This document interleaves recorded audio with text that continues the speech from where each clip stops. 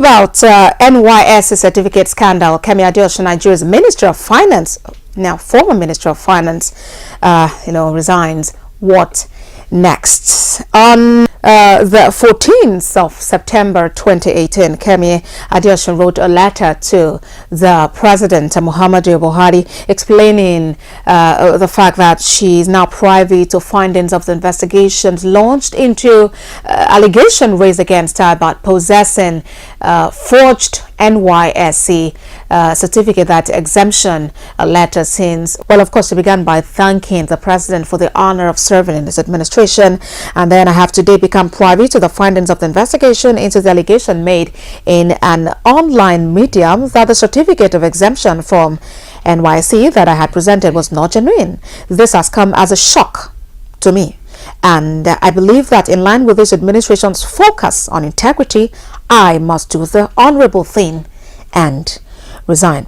Then she went ahead to give some background to the matter, talked about being born and raised in the UK, coming to Nigeria. Well, up until the age of 34, it was just the holidays and visas, obtaining her UK passport and all that. Well, the long and short of it is that the President accepted a resignation in a letter, a press statement now by Kemi Adeosun, who was a special advisor to the President on media and publicity. The President, Muhammadu Buhari, accepted the resignation of the Honorable Minister of Finance, Mrs Kemi Adeosun.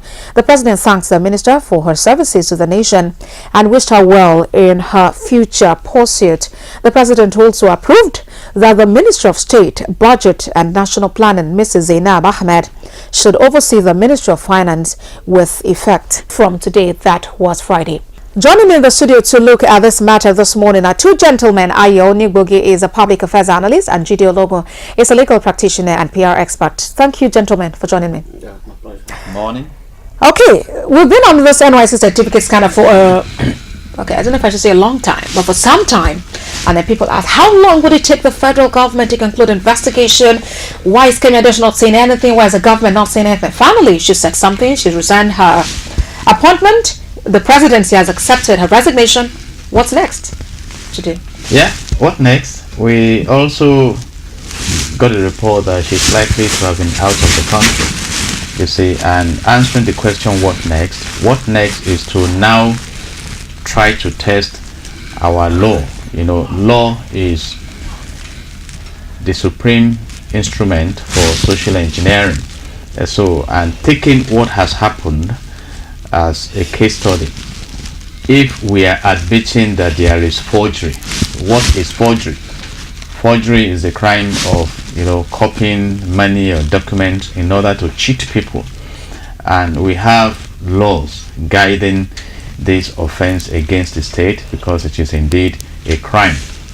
If you look at section 465, you look at section 467 and 468 of the Criminal Code Act, you can find the definition and the punishment for this felony. It's a serious offense, really, and ranging from 3 years to 14 years to life, imprisonment, as the case may be. But if we go to antecedent, we may be quick as a people to first applaud the fact that she decided to resign, all right, which is not characteristic of Nigerians, because that may have to do with the fact that she has her background in the UK, because it's easy for them to step out of office when issues like this spring up. We still have political office holders who are doing everything, court cases and everything, to retain power. So that is on one side. Again, we should ask a question. Are we saying now that documents can be presented for such exalted offices without a thorough background check? And that started in 2011 when it was Commissioner for Finance in Ogun State. We also need to look in that direction. Then who are those involved in the forgery? You see, but Nigerians also have a group that says when you belong to the elite, some crimes may not be crimes. You see, and that is why it may be easier at that level. Some Nigerians are asking, imagine that this is just a mere citizen in court. You can imagine what would have happened.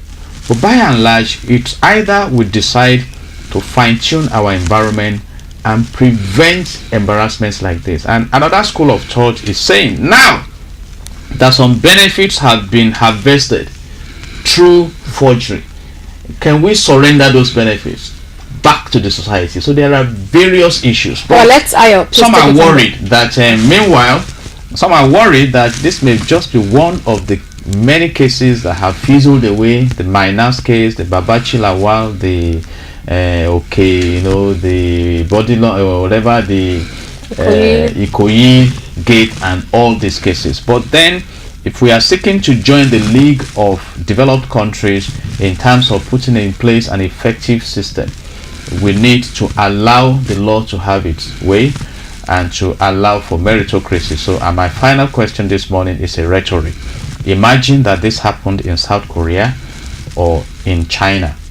How would it have been managed? Well, let's take it from there. Kemi Adeosun definition. Well, what happened to Kemi Adeosun?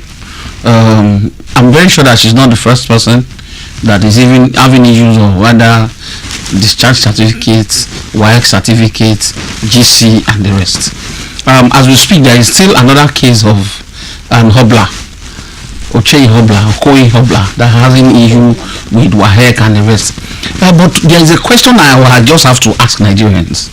Kemi Adeosun, has she done anything wrong? No. And I'll tell you why.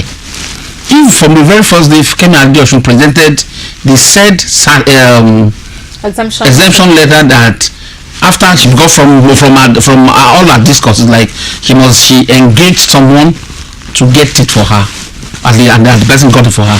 So if you look at it, from the first day she presented to Ogun State, if SSS or DSS or the people that want to do the investigation, if they done what is expected, she would have become commissioner. So the problem with Nigeria is simple. Everybody, including myself, we don't do what is right at the right time. If the man that was supposed to have done what he was right in Ogun State then did what was right, they should have knew that what he gave them, that was NYC letter, was fake or was not from the right source. So she wouldn't have even used that same materials to scale through the orders of a material nominee. So what has happened is, to me, I don't blame Adeosun, I blame all Nigerians. Because and I know what I'm saying. Everybody that's like a goalkeeper, where you are expected to keep, are we really keeping those places? Everybody. How many people really knew about her and how the? That's what I'm saying. When? Before we query Adeosun, let's query the man that was in charge of verifying those documents while she became commissioner. Let's query the people, or let's even if we need to jail those people, so that everybody will know that because their responsibility is to this country. If they've done what they expected, Kemi Adeosun will not have been in commissioner position or ministerial position for 4 years, another 3 years. So let's go in as much as, because if you see what Kemi Adeosun is tabling, it's like, well, I was not brought up here, and when I got here, I was told I would need an NYC certificate, and the information we had was that she could not serve, but she got an exemption. The only thing she did not do was that probably she could have walked into the NYC office herself. So she get other things better than now.